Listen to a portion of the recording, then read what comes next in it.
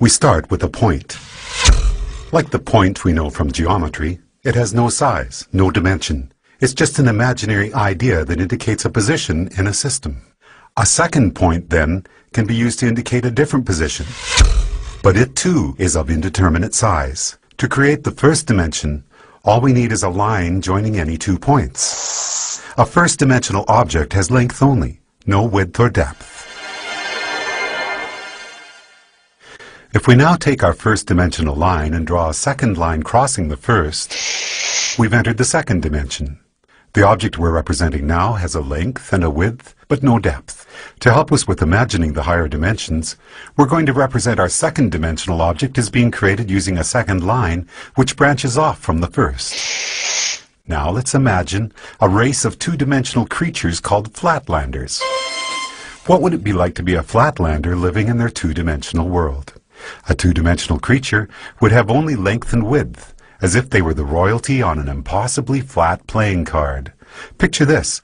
A flatlander couldn't possibly have a digestive tract because the pipe from their mouth to their bottom would divide them into 2 pieces.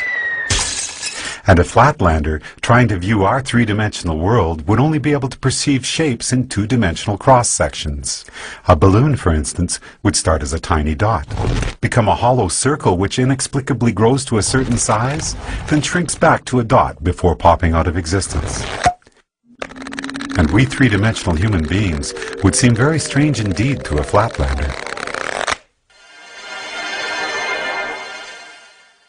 Imagining the third dimension is the easiest for us because every moment of our lives, that's what we're in. A three-dimensional object has length, width, and height.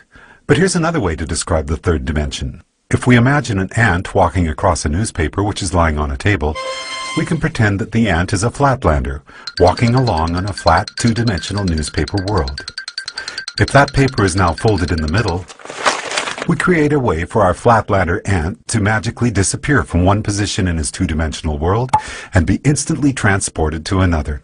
We can imagine that we did this by taking a two-dimensional object and folding it through the dimension above, which is our third dimension.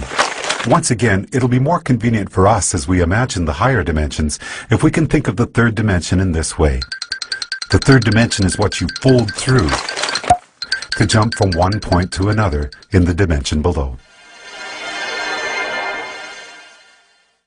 Okay, the first 3 dimensions can be described with these words: length, width, and depth. What word can we assign to the 4th dimension? One answer would be duration. If we think of ourselves as we were 1 minute ago, and then imagine ourselves as we are at this moment, the line we could draw from the 1 minute ago version to the right now version would be a line in the 4th dimension. If you were to see your body in the 4th dimension, you'd be like a long undulating snake, with your embryonic self at one end and your deceased self at the other. But because we live from moment to moment in the 3rd dimension, we're like our second-dimensional flatlanders. Just like that flatlander who can only see two-dimensional cross-sections of objects from the dimension above, we, as three-dimensional creatures, can only see three-dimensional cross-sections of our 4th-dimensional self.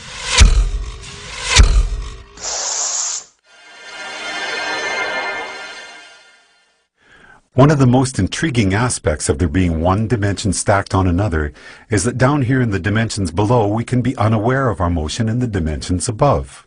Here's a simple example. If we make a Mobius strip, take a long strip of paper, add one twist to it and tape the ends together, and draw a line down the length of it, our line will eventually be on both sides of the paper before it meets back with itself. It appears, somewhat amazingly, that the strip has only one side, so it must be a representation of a two-dimensional object.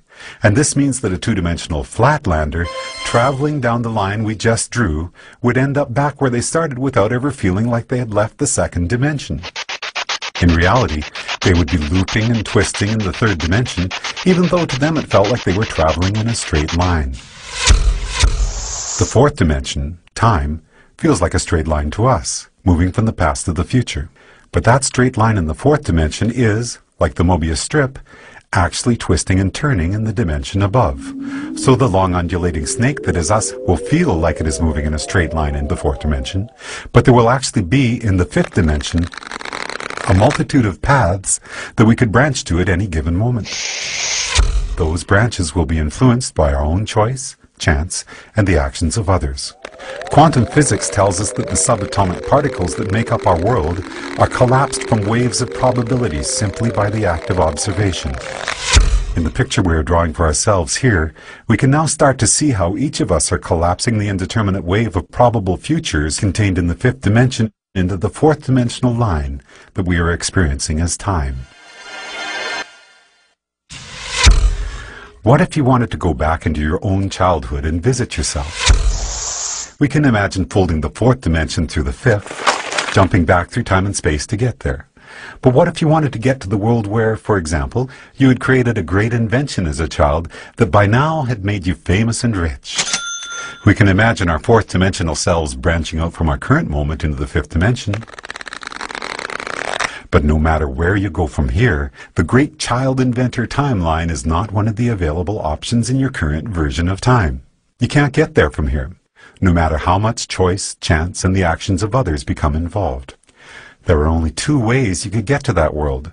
One would be to travel back in time, somehow trigger the events that caused you to come up with your invention, then travel forward in the fifth dimension to see one of the possible new worlds that might have resulted. But that would be taking the long way. The shortcut we could take would involve us folding the fifth dimension through the sixth dimension, which allows us to instantly jump from our current position to a different fifth dimensional line. In our description of the fourth dimension, we imagine taking the dimension below and conceiving of it as a single point. The fourth dimension is a line which can join the universe as it was 1 minute ago to the universe as it is right now. Or, in the biggest picture possible, we could say that the fourth dimension is a line which joins the Big Bang to one of the possible endings of our universe. Now, as we enter the seventh dimension, we're about to imagine a line which treats the entire sixth dimension as if it were a single point. To do that, we have to imagine all the possible timelines, which could have started from our Big Bang, joined to all the possible endings for our universe, a concept which we often refer to as infinity, and treat them all as a single point. So for us, a point in the seventh dimension would be infinity. All possible timelines, which could have or will have occurred from our Big Bang. When we describe infinity as being a point in the seventh dimension, we're only imagining part of the picture. If we're drawing a seventh dimensional line, we need to be able to imagine what a different point in the seventh dimension is going to be, because that's what our line is going to be joined to. But how can there be anything more than infinity? The answer is, there can be other completely different infinities created through initial conditions which are different from our own Big Bang. Different initial conditions will create different universes, where the basic physical laws such as gravity or the speed of light are not the same as ours. And the resulting branching timelines from that universe's beginning to all its possible endings will create an infinity which is completely separate from the one which is associated with our own universe. So the line we draw in the seventh dimension will join one of those infinities to another. And as boggling as the magnitude of what we're exploring here might be, if we were to branch off from that seventh dimensional line to draw a line to yet another infinity, we'd then be entering the eighth dimension. As we've explored already, we can jump from one point in any dimension to another simply by folding it through the dimension above. If our ant on the newspaper were a two-dimensional flatlander, then folding his two-dimensional world to the third dimension would allow him to magically disappear from one location and appear in a different one. As we're now imagining the ninth dimension, the same rules would apply. If we were to be able to instantaneously jump from one eighth dimensional line to another, it would be because we're able to fold through the ninth dimension. Before we discuss the first dimension, we could say that we first started out with dimension 0, which is the geometrical concept of the point. A point indicates a location in a system, and each point is of indeterminate size. The first dimension then takes two of these points and joins them with a line. When we imagined the fourth dimension, it was as if we were treating the entirety of three-dimensional space in a particular state as a single point, and drawing a fourth-dimensional line to another point, representing space as it is in a different state. We often refer to the line we have just drawn as time. Then, in the 7th dimension, we treated all of the possible timelines which could be generated from our Big Bang as if this were a single point, and imagine drawing a line to a point representing all the possible timelines for a completely different universe. Now, as we enter the 10th dimension, we have to imagine all the possible branches for all the possible timelines of all the possible universes and treat that as a single point in the 10th dimension. So far, so good. But this is where we hit a roadblock. If we're going to imagine the 10th dimension as continuing the cycle and being a line, then we're going to have to imagine a different point that we can draw that line to. But there's no place left to go. By the time we have imagined all possible timelines for all possible universes as being a single point in the 10th dimension, it appears that our journey is done. In string theory, physicists tell us that superstrings vibrating in the 10th dimension are what create the subatomic particles which make up our universe, and all of the other possible universes as well. In other words, all possibilities are contained within the 10th dimension, which would appear to be the concept we have just built for ourselves, as we imagined the 10 dimensions built one upon another.